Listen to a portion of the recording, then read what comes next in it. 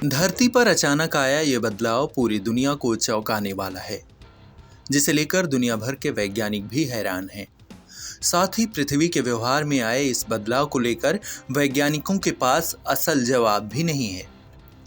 हालांकि अभी इस बदलाव की वजह से कोई खास असर तो नहीं पड़ने वाला, लेकिन वैज्ञानिकों को इसके दूरगामी परिणाम की चिंता है। वैज्ञानिकों को आशंका है कि ये सिलसिला यूं ही चलता रहा तो स्थिति काफी भयावह होने वाली है, क्योंकि एटॉमिक क्लास की गणना से पता चला है कि पृथ्वी के दिन का समय रहस्यमयी तरीके से कम हो रहा है, जिसका असर हमारे समय के कैलकुलेशन, जीपीएस सिस्टम, नेविगेशन और कई तरह की संचार तकनीकी पर पड़ेगा। धरती अपनी धुरी पर 24 घंटे में एक बार चक्कर लगाती है, लेकिन अब ये समय बढ़ रहा है।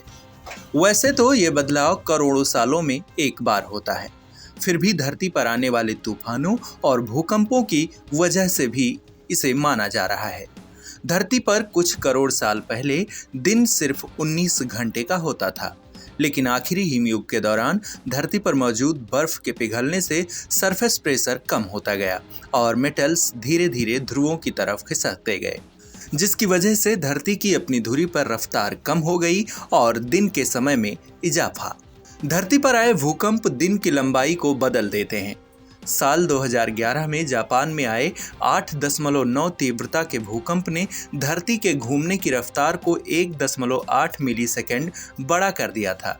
धरती पर लगातार हो रही छोटी छोटी घटनाओं के चलते भी ये बदलाव देखने को मिलता है, जैसे जलवायु परिवर्तन और मौसम में आया बदलाव। धरती के घूमने की गति का पता लगाने का तरीका आज भी पारंपरिक है। साल 1960 से अब तक रेडियो टेलीस्कोप ग्रहों की तरफ मौजूद क्वासार और अन्य आंतरिक वस्तुओं की मौजूदगी से धरती के घूमने की रफ्तार का पता लगाते आ रहे हैं। इन्हीं रेडियो टेलीस्कोप और एटॉमिक घड़ी की गणना से पता चला है कि धरती पर दिन के समय में इजाफा हुआ है।